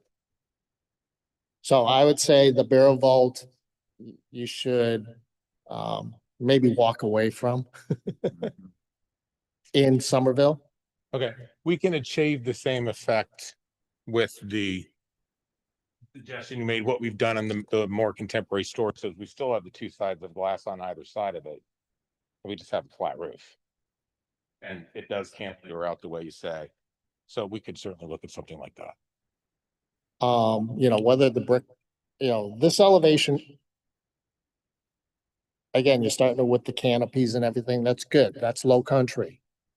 Perhaps you'll now incorporate some brackets. You'll overlap the piers and have some brackets appear to hold up the canopies. Again, that's all low country. So I think if you have your architect, Beyond what we're showing here. yeah, right now these are, Hangers. they're hung versus you'll see brackets, literal brackets And that support a roof. And I don't want to get into a hang up of details. Right. Again, once your architect will get the notion, they want low country design. I know what that is. I know how to interpret that into a rooms to go. This- So I'm just saying that what you're showing here, except for the barrel vault, can be easily incorporated into low country design. reminds me of a project we had a couple months ago. It's a completely different scale. It was the Cedar Street multifamily. We had a couple of conceptual meetings, and no offense to you guys, but they didn't convey the message in architectural terms back. They went back and said, oh, we just have to add brackets. No, we're asking for study the low country. So we finally made progress when the architect came to the meeting and they actually drove around Somerville and took pictures and studied it.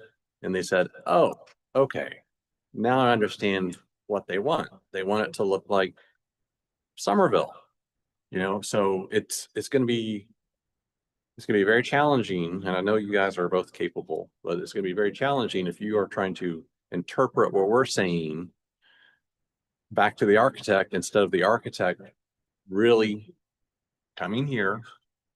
Even on Google Maps would help, and studying the area and saying, these are because where's the architect from? Architects from St. Louis, but they were not involved in designing this. This was done with some in-house design folks. I understand. Design. I live in Florida. So if the architect can study come to Somerville, or at least, you know, you can do a lot of things with Google Maps these days and study the details, because being from St. Louis, he should be able to say, oh, that's what makes it look. They got a building in this presentation. It's one of the ugliest buildings we ever approved. This is So floor. they But- took a picture of it driving out town. It's on Cedar Street over But here. if we were looking at One of brick, those two ugly buildings we approved. Cedar. Yeah. that we did with It's in like there. or Yeah. a red. just, Hey, You tell know, you what, this they- used to be a red brick they building. know. The owner of Room Stick really doesn't like red brick. Well, That's he a- wants to sell stuff in Somerville, doesn't he not? So let's just try and persuade, right? He really doesn't like red brick. But, Um, yeah. We have one red brick store, it's in Birmingham, and we've wanted to paint it several times, he doesn't like it. Well, if we don't do red, we Well, don't. have to just do look red. around, I mean, it's. look around from what we can see. But you like this architecture? I mean, this is. Again, I wouldn't go that far. Yeah. We need to see what you're, Right, and- what the proposal. the We're just saying one- It doesn't have right, to have. the one thing I want to emphasize, we would not allow painted brick. It's gotta be natural. You can get glazed, you can get different color bricks, but we're not gonna approve painted brick. But We have- do you like the design of that particular store? Yeah. Or was it more about? I like it. Well, I don't know that they've. What, I don't know what you're talking about. It's in, like, this is a design in Florida. We said if you just change Yeah, that, that they one? painted the brick, yeah. We bought that building. It was about a 15-year-old building Holy and brick we and stuff. gutted it. And added the glass and the windows that you see. To that building. Do you like the black and the white? No, Okay, not the white. you don't like the white, you don't like the white. no. The white I'm should be. saying there are options other than this with the barrel. We're looking at options where if I envision what I showed you, if I had a natural colored brick and not a painted brick, if you drive around Somerville, you'll see things that are very similar to this, especially the way the front looks. Right, okay. I'm thinking about the CPW building, which is beautiful. Yeah, It looks I'm sorry, very, which that building would that? be similar to that. CPW. The new CPW building on Cedar Street. Yeah. New CPW building on Cedar Street, That's Alpharetta. Yeah, Commissions of Public Works. that's kind of ostentatious. It is, but I guess my point, they can Do it. whatever. Right. yeah. Right. They had, Yes. Yes, it looks like you have a good I follow. stable of architects. Yeah. Who can interpret regional architecture. Is. I want to go back to the site. If you have any other questions on architecture, building, I think this, Let's go through these photographs that were submitted. There's a really ugly building there. That we approved. It was built on Cedar Street. We were actually looking for newer buildings to try to see. Yeah. Figure This is it. the ugliest one. Go through the pictures. Let's point it out real quick. you had to go. I don't think, Becca,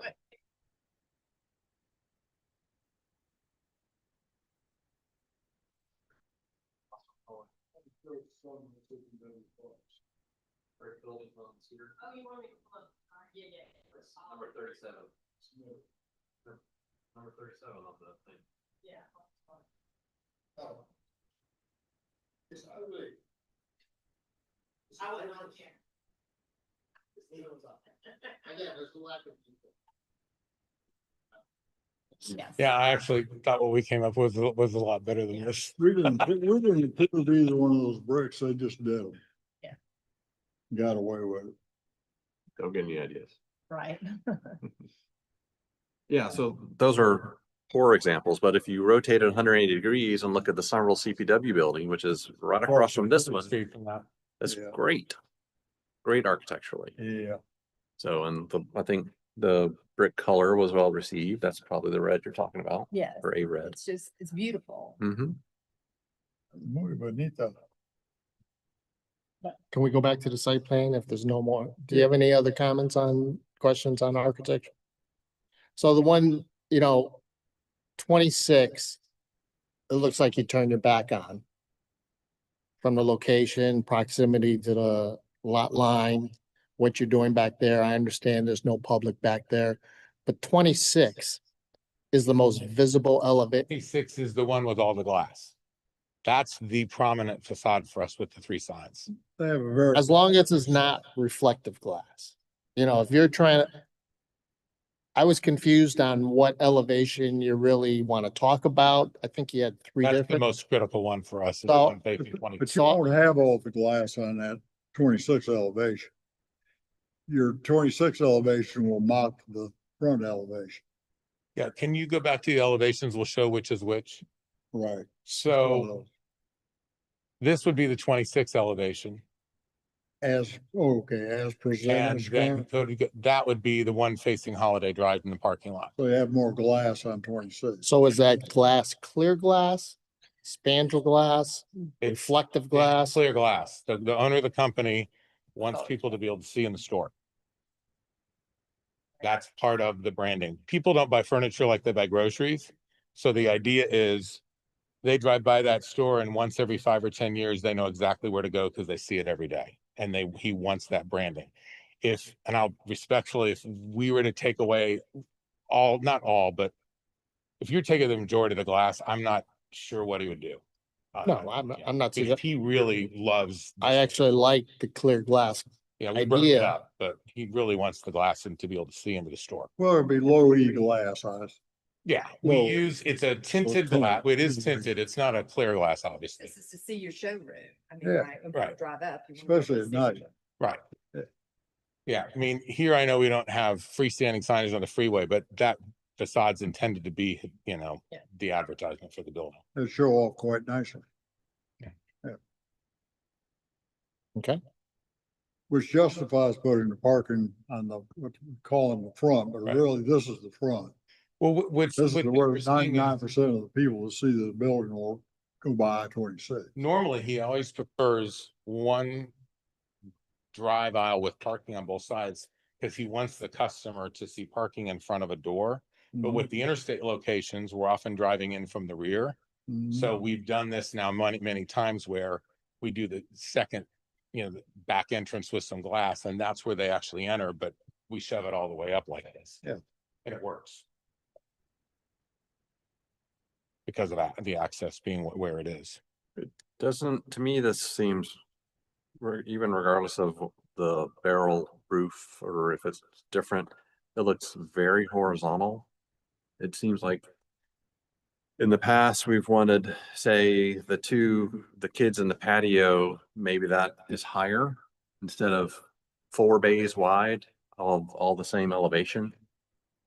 It seems like that would need to be studied, whether it's the ends or where the kids in the patio are or something, but it's very horizontal to me.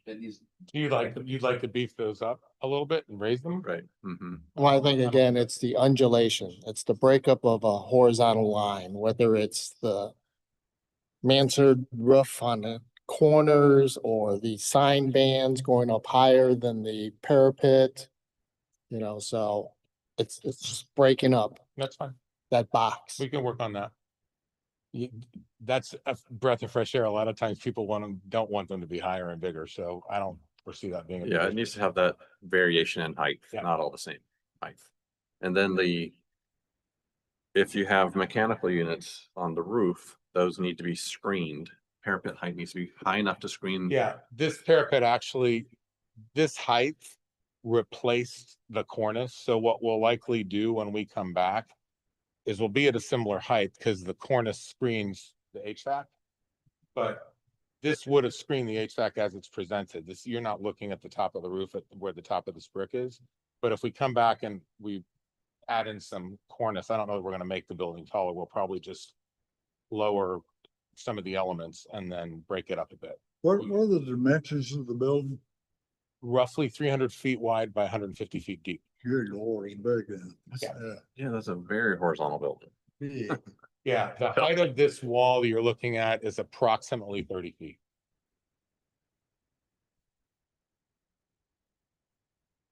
Well, that's good height, good. And front. those mechanical units need to show in a building section or something that they are screened. Yeah. Because what happens a When we lot do- is when we do the architect renderings will show them. what happens a lot is, yeah, that's shown on the drawings and then the mechanical contractor replaces it with something different, it's bigger.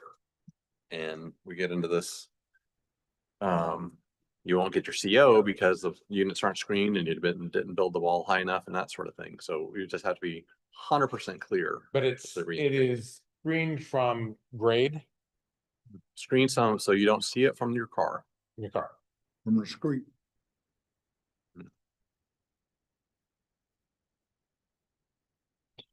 And also bring actual material samples. Yeah. For the We'll next do that. presentation. We know that. We need to do that in the future. All right, Okay. can we go back to site plans and stuff?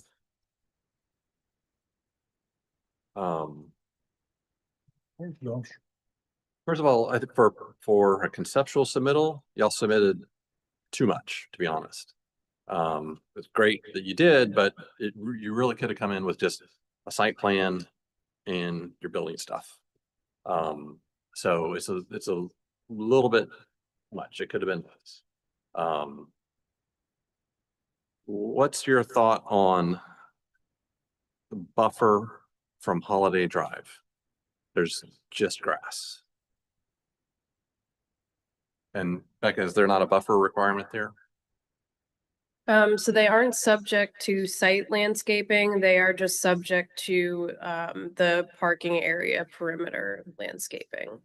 So they're not required to have site landscaping. And as far as a buffer from the street, the buffers only relate to the surrounding property, which are zoned the same. So they technically don't have buffer requirements there. So they can. So it's just the parking area landscaping, which is required. There's a sewer easement out front too, which is kind of a challenge. Can't hear you. There's a sewer easement running along the front On of all the of parcel. Just because they don't have a requirement doesn't mean they need to design the code minimum. They can design it rather than, well, we required one, so we're doing one. I think we'd be more receptive if this were designed more rather than just engineered, because it looks a little bit formulaic. Typically, there would be buffer planting along there, whether it's required or not. So There's gotta, hang on, Okay. because it's gotta pass a certain aesthetic to get through the board. The trees in the parking lot need to be canopy trees to provide shade, because it gets really hot here and cars will gather around those trees. I would like to see more shade trees in the parking lot. You know, look at what good design is, not just kind of the formula of the ordinances. And honestly, I'm a little disappointed that no existing trees were saved internal to the site, and particularly along I-26. Even if it was 30 feet of pine trees, you know, which you can underbrush and still see through to the glass. But I think it's a little disappointing to me in that if this is what we're seeing kind of as our gateway to Somerville, you know, where the exit is right down the street here, probably half a mile, a quarter mile. I'm just a little disappointed. I don't think it's a good look. Along the front of the building, between the parking lot and the building facade, it looks like I can't quite see it, but it looks like it's just low shrubs, maybe some annuals or ground cover. Prefer to see some trees along that, like crepe myrtles or something like that, that really gives it the human scale. Because I think it's going to seem like a very sterile parking lot you're walking through, and there's an opportunity to make it better. It's just, to me, it's not aesthetically pleasing. And then my specific question is, the note on the pond says sod or hydroseed ponds for final stabilization. So are these dry ponds? Okay. So I think we need to screen the parking lots a whole lot more, make it look inviting, consider street trees along Holiday Drive. I would recommend increasing the planting between the rear and the interstate. You may need to increase the planting along the front facade so you can have more landscaping. And any grassing on here needs to be sodded, not hydroseeded. Yeah, we actually would have changed that too, because we don't sod. And make We don't sure, hydroseed, we sod. I don't know if it's shown yet or not, make sure the backflow preventers are screened. Because the backflow preventers here will be 3 foot off the ground and 8 feet long. Those need to show on the plans, show the transformers and screen them. Make sure the loading zone is adequately screened because it's gonna be highly visible. Dumpster enclosure. Dumpster enclosure, you know, I think I saw on one of the elevations, there was there's a brick or masonry enclosure around that. Loaded. We need to see those details. That needs to be screened. So I got a feeling you got a lot of trees between you and I-26 in the right of way. yeah, but they can petition to clear those out. Right away, I don't think there are in the right of way. They're fairly small, but Yeah, so can I speak to the screening for a minute? and then you got a lot of difference in contour too, which you need, we'll have to see that on your elevations. But you got a lot of slope back there too, between you and I-26. Do we really? It's gonna be higher. It's gonna be Okay. higher than I-26. I was relatively flat, but I could be wrong, probably wrong. Good. As to the screening, all your points, we actually spent a lot of time trying to get this to so we could put trees where the ownership of the company is willing to have them. Because there's not a free, I don't think we get a very large sign or anything in the back, but he's very adamant that the main center sign of the building be visible. So beefing up around the building where we're not near the sign really isn't a problem. Canopy trees in the parking lot potentially are okay, given how we've designed it. But again, he's very sensitive to the trees ultimately covering up his storefront. Just, So even though we're coming in from the back on Holiday Drive, when we did this tour with him, usually when we do interstate sites, oftentimes there's a two-way frontage road in front of the site, or at least a one-way frontage road, especially in Texas, they're everywhere. And that's not as common in the southeast as it is in Texas. And so he was very adamant about, I'm not sure, given how hard this site is to find from the road, doesn't think like a local. The locals know where to go. Like I watched people today coming out of Exton and not getting on 26 and getting on this road to come down to go to Target or whatever. So I know the locals know where to go, but issue. So I can see what we can do about adding some trees, but if the intention is any kind of buffer along 26, that's going to significantly, we can pop some trees in, which we've tried to show here. But the patio, with the assumption was from the patio store a couple doors over, they have one tree on 26 shielding side parking and they have nothing in front of the store. If the intention is here, we're going to add a 20 or 30-foot buffer of trees, it will kill the site. That'll just be a deal killer for us, which is fine if that's the city's position. I'd much rather know now before I have to go hard with some money with these sellers. But that's a big issue. We can't So- make you do that. I'm sorry? We cannot make you do that. It's not in the UDO. It's not in the UDO to And you're only require 10 feet off the back of the property. Your building's only about 10 feet off the back of the property. So you don't have a lot of room for any trees back there on your property. it's not a requirement to say, oh, you have to have a 30-foot buffer, but we can require them to add landscaping and make it look like it relates to the building. And that can include trees, shrubs, ground cover, existing vegetation.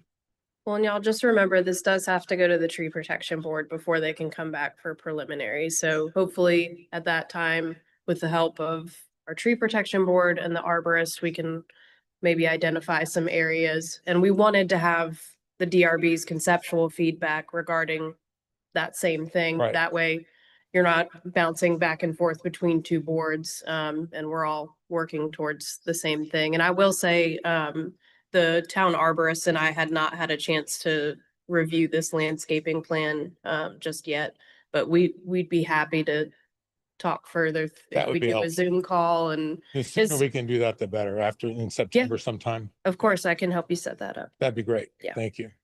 Don't you think you need more distance between the north buffer and your building?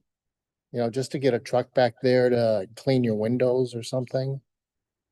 I'm sorry. Don't you think you need more distance between the building and 26? In order to get something back there? I don't know if emergency vehicle, but certainly just, let's say emergency vehicles We not actually required. addressed that with fire. That's why we have the fire lanes Okay. down the side. So forget about that. Yeah. But just to get, how are you gonna clean your 30-foot tall windows? How are you gonna, You're gonna put a ladder up there? if you're gonna change out the sign? And if you're 10 foot further back from the interstate, when you're driving down the interstate, you're not gonna notice. I mean, you're not gonna say, Well, oh my God, I'm 10 foot back, but that does give you enough room to add more substantial landscape. But right now it's got kind of under these signs, 5 shrubs. So I think our recommendation is take a look at pushing the building away from 26 a little bit. Not for a street or anything. They'd have to lose the row of parking if they did anything like that. Are they They've not got room in the over front, parked? potentially. I feel like they're over parked. Well, I wonder if they are, or they're not because the size of the building probably, but what's the parking ratio? We park to retail rather, I don't know if furniture's different in Somerville, but we always park to retail. So how many square feet's a building now? 45,000 roughly. 45,000. So what is it? It's just a smidge. A thousand? But this is, I mean, this is bulk goods. This is not Walmart. Say it's 3 per thousand. That's a lot of parking. 1 for 1,000? Some other places. 1 for 1,000? 3 per thousand. 3 per 1,000, so 1 for 33. That's 100. reasonable. 99. Yeah. I think it was something like we needed 94 spaces. Yeah, that's about right. You know, it's not dramatic. Well, I But this use. Well, you don't have 94 on this. yeah, this is a 46,000 square foot building. This is not a 46,000 square foot grocery store.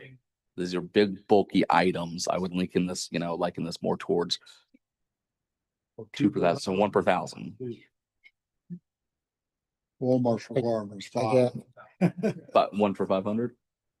Yeah, most groceries want at least 4, if not 5 per.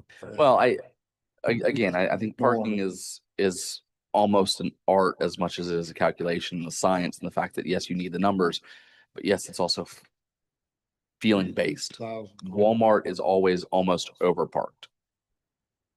I think You have you'll 94 see- spaces here. I just don't see 180 people, assuming everybody used two people per car. I just don't see 198 people in this building at any given time. I mean, as somebody who shopped at Rooms to Go down on Rivers Avenue, I was like the only other person in the store.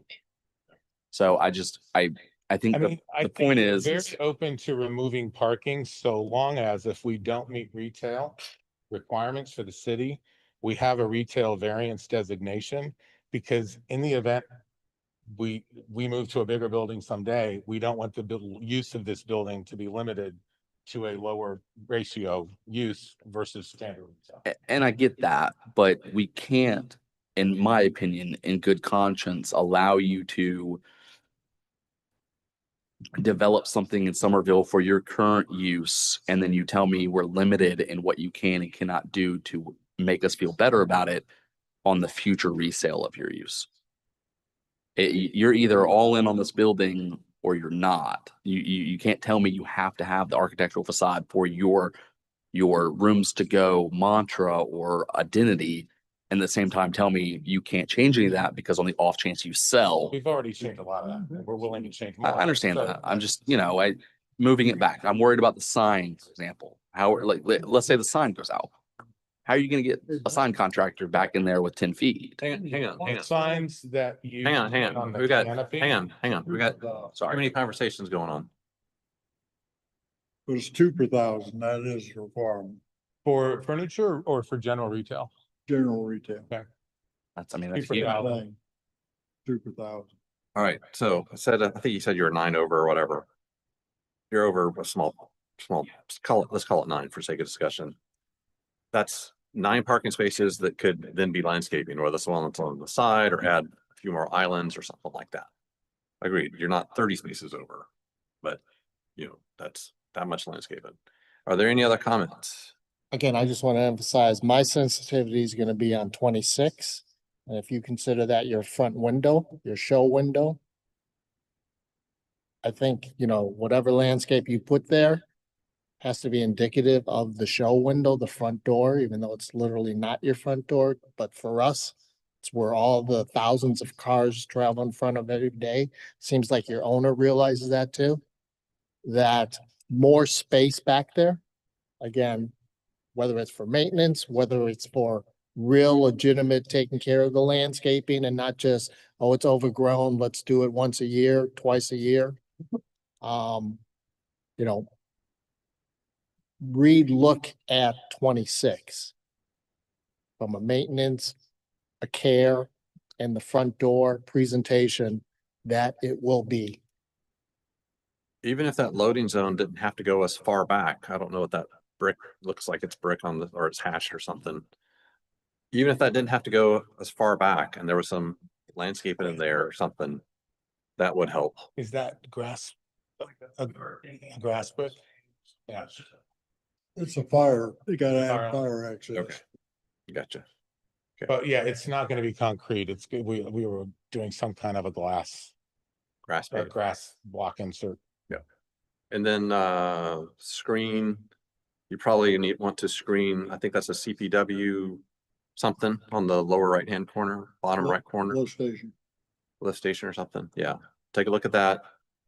Screen it so that your customers have But something you good. notice there's like an old wooden fence around it. Is there, You can put a new fence in front of it on your can property. we paint it or something? Because it's. CPW probably wouldn't mind. We don't like the look of it either. It's really. CPW is, Yeah. CPW is usually good to work with. You can do that, and you can also put a evergreen hedge of cedars or something that blocks the whole thing, so you never even see it. Okay. But check with them, but they're usually good to work with. Are there any other comments? 9. Any other questions you have? No, this has been very helpful. Thank you. Good. Thank you for the interaction. The next time I'll try to get the architects to come, and we might have our lead designer who's he's in his late 70s, but I might bring him up to Florida for the next one. He's a very interesting guy. He's That'd be a great. French guy. He's a very interesting guy. That'd be great. But we might have him come in with the architect as well. Okay. They've done DRBs like this before in certain jurisdictions where you know, y'all want to have this kind of input. So I think it's probably wise I bring them in. Yeah, next time. it's easier to talk through it with them. So, all right. Thank you so so much. Arnie, take care. Safe travels. It's a great day. Too. Thank you. As far as talking with the arborist. Becca, is there any other work you need to do? No, sir. All right, I make a motion for adjournment. Is there a second? Second. West, Yeah. Justin, all in favor, say aye. Aye.